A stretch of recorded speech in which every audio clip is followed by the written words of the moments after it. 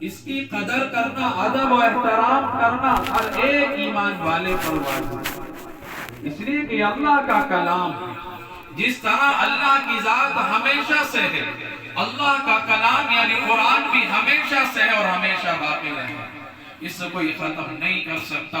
مسلم شریف کی حدیث ہے، اللہ کے نبی علیہ السلام فرماتے ہیں کہ اللہ نے مجھ سے کہا کہ اے نبی میں تمہیں ایسی کتاب دینا چاہتا ہوں جس کتاب کو نہ جلایا جا سکتا ہے، جس کتاب کو نہ ڈبویا جا سکتا ہے۔ آج نبی پاک علیہ السلام کو 1450 سال تقریباً دنیا سے پردہ فرمائے ہوئے ہو گئے، قرآن کریم آج تک اسی زیر و زبر کے ساتھ موجود ہے اور قیامت تک، بلکہ قیامت کے بعد بھی اسی شان کے ساتھ موجود رہے گا، اس سے کوئی بدل نہیں سکتا۔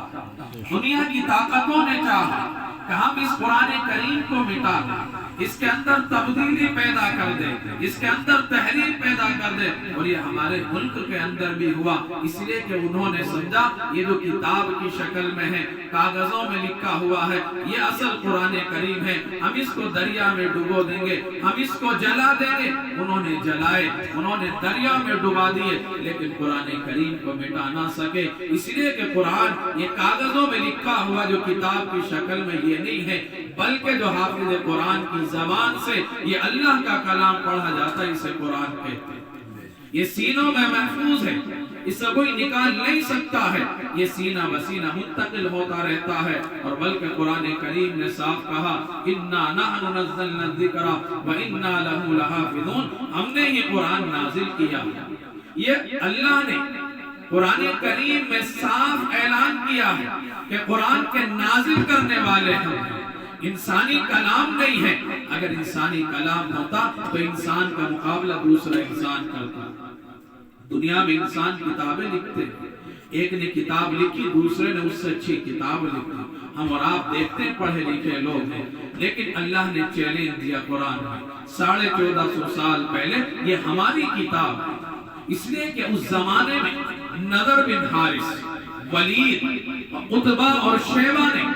مکے کے اندر ایک پلاننگ کے تحت یہ بات پھیلائی کہ یہ قرآن نبی علیہ السلام یعنی محمد صلی اللہ علیہ وسلم کا گھڑا ہوا ہے، یہ اللہ کا کلام نہیں ہے۔ اس موقع پر اللہ نے چیلنج دیا کہ دیکھو یہ بھی انسان ہے اور تم بھی انسان ہو، انسان انسان کا مقابلہ کر سکتا ہے، اور تم بھی عربی کے جاننے والے ہو، ادب کے جاننے والے ہو، فصاحت و بلاغت کے تم جاننے والے ہو، اور تمہارے درمیان یہ جو نبی موجود ہیں 40 سال کی زندگی انہوں نے گزاری ہے، کبھی اس طرح کا کلام تم نے ان کی زبان سے نہیں سنا، شعر و شاعر تم نے ان کی زبان سے نہیں سنی، 40 سال تک تمہارے درمیان رہے اور تمہاری زبانوں پر یہ جملے رہے کہ یہ مکے کے اندر اگر کوئی سچا انسان ہے تو جناب محمد رسول اللہ صلی اللہ علیہ وسلم ہے، اگر کوئی امانت دار انسان ہے تو پیغمبر علیہ السلام ہے۔ تمہاری زبانوں سے یہ جملے ہر محفلوں کے اندر نکلتے تھے اور تم کہتے تھے